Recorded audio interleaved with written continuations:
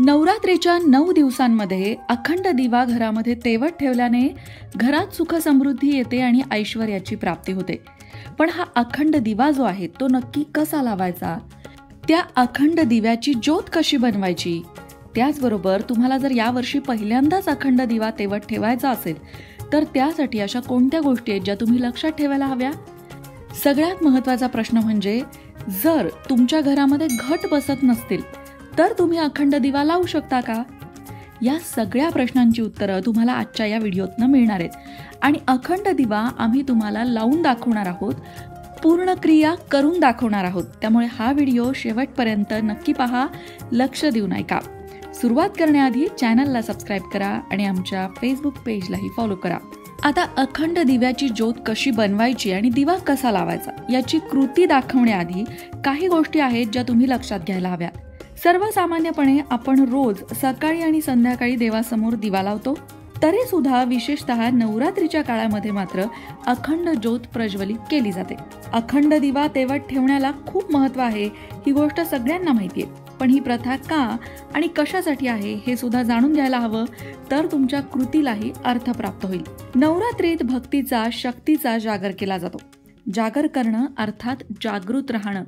दिवा अखंड तेवत ठेवणं हे आत्मज्योत जागृत ठेवण्याचं प्रतीक आहे.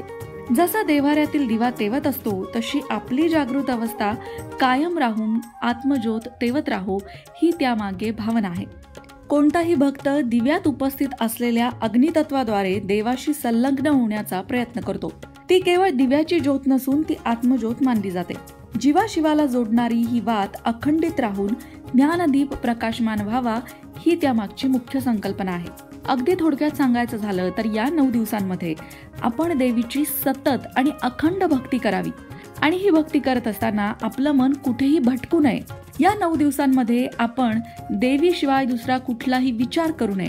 तिच्याच भक्तीमध्ये राहावं, तिचीच भजनं गावी, तिचीच पूजा अर्चा करावी आणि ही भावना सतत जागृत तेवत ठेवणारी ती अखंड दिव्याची वात असते, जी आपल्याला सतत आठवण करून देत राहते की हे 9 दिवस हे आई जगदंबेच्या भक्तीचे 9 दिवस आहे.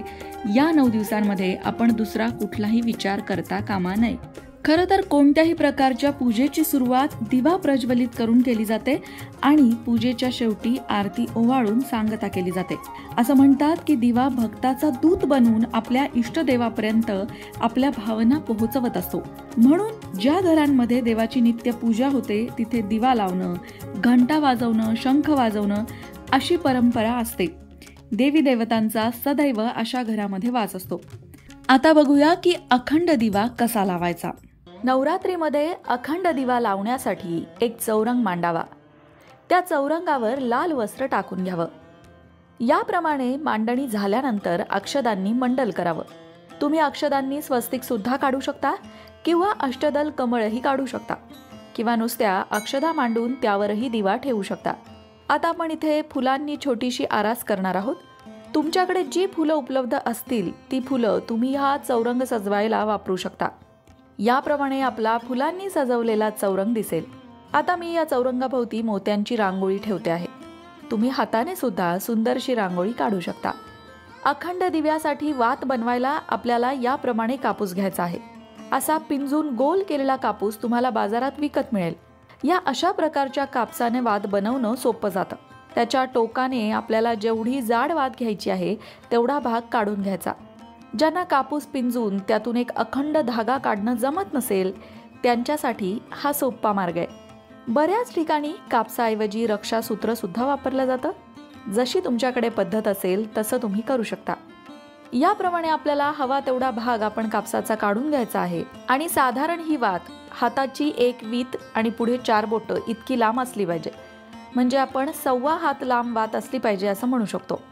वात थोडी जास्त झाली तरी चालेल, कारण की अखंड दिवा आहे त्यामुळे वात मध्येच संपून तो विझून चालणार नाही. आता या कापसाला हातावर घेऊन याप्रमाणे पिळे मारायचे आहेत. सगळ्या बाजूंनी हे पिळे मारत जायचं आहे. सगळ्या बाजूने कापूस एकसारखा झाला पाहिजे. अशा प्रकारे वरपासून खालपर्यंत या कापसाला पिळे मारून घ्यायचे आहेत. त्यानंतर बोटाने सुद्धा तुम्ही याप्रमाणे पिळे पक्के करू शकता. आता हा अखंड दिवा कोण लावू शकतं, तर ज्यांच्या घरी घट बसतात त्यांनी तर हा अखंड दिवा लावायचाच असतो, पण ज्यांच्या घरी घट बसत नाहीत परंतु त्यांची इच्छा आहे तर ते सुद्धा अखंड दिवा लावू शकतात. याप्रमाणे आपली अखंड वात तयार आहे. आता ही वात आपण दिव्यात घालूया. आता दिवा कोणत्या प्रकारचा असावा, तर कोणत्याही प्रकारचा दिवा चालेल. अगदी दगडी, मातीचा किंवा पितळेचा, यापैकी कुठल्याही प्रकारच्या दिव्यामध्ये तुम्ही ही वात घालू शकता.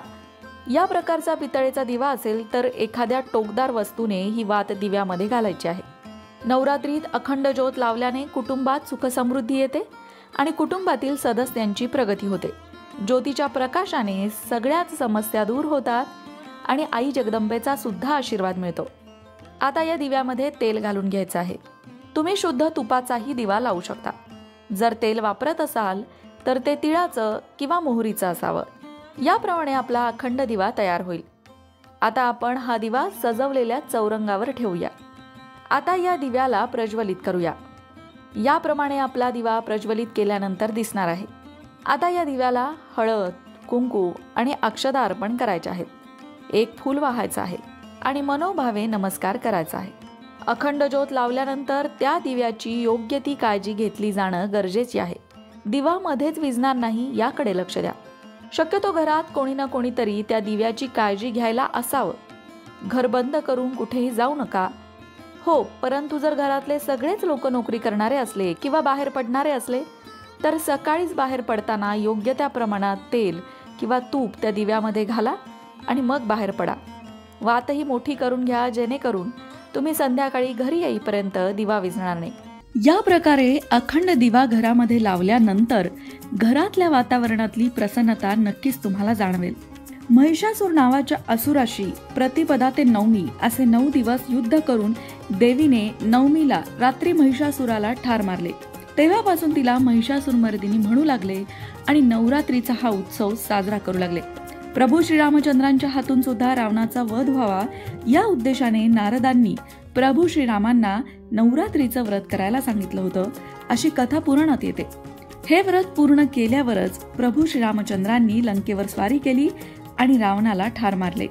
जगात जेव्हा जेव्हा तामसी, आसुरी आणि क्रूर लोक प्रबळ होऊन सात्विक आणि धर्मनिष्ठ सज्जनांना छळतात, तेव्हा देवी भक्तांच्या रक्षणासाठी पुन्हा पुन्हा अवतार घेते आणि त्याच आई जगदंबेचीही पूजा असते.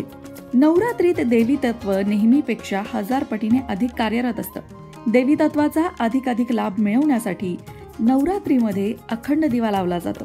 त्याचबरोबर एका मंत्राचा जपही तुम्ही करू शकता. तो मंत्र याप्रमाणे: श्री दुर्गा देव्याई नमः हा मंत्र अधिक जपावा. किंवा तुम्ही तुमच्या कुलदेवतेचा मंत्र सुद्धा या 9 दिवसांमध्ये रोज जपू शकता. त्यामुळे सुद्धा आई जगदंबेच्या कृपेचा अनुभव येतो. मित्रांनो, नवरात्रीत अखंड दिवा कसा लावावा हे मी तुम्हाला या व्हिडिओत दाखवलं. पण नवरात्रीमध्ये घटस्थापना कशी करावी, नवरात्रीमध्ये जर तुम्हाला देवीला कुंकुमार्चन करायचं असेल तर ते कसं करावं, नवरात्रीत देवीची ओटी कशी भरावी, या संदर्भातले सगळे व्हिडिओ आपल्या लोकमत भक्ती चॅनलवर आहेत. त्याची लिंक आम्ही तुम्हाला डिस्क्रिप्शन बॉक्समध्ये देत आहोत. ते व्हिडिओ नक्की बघा. अखंड दिव्याची ही ज्योत आपल्याही आयुष्यात प्रकाश घेऊन येवो आणि आपल्याही आयुष्यात सकारात्मकता पसरो हीच सदिच्छा.